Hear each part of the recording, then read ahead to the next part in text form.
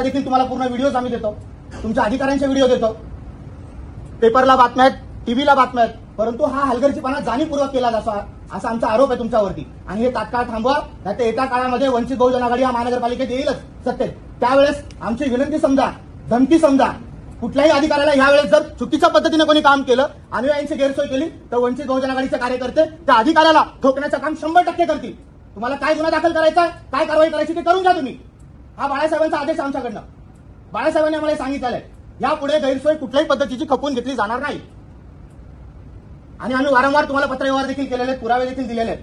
तर मी तुम्हाला सगळ्यांना विनंती करतो पुन्हा एकदा, ज्या अधिकाऱ्याला तुम्ही जबाबदारी देतात त्या अधिकाऱ्याने ते ठामपणे काम योग्यरित्या पार पाडायला पाहिजे. ज्याला जबाबदारी माहिती आहे त्याच अधिकाऱ्याला तिथं उभा केलं पाहिजे. आणि वंचित बहुजन आघाडीचे स्वयंसेवक हे तुमच्या मदतीला उभा असते तिथे, परंतु तुम्ही जाणीवपूर्वक त्यांना हायपर करता, त्यांच्याशी वाद घालता आणि तुम्ही सरळ बाजूला होता आणि पोलीस प्रशासनाला तिथं पुढे करता.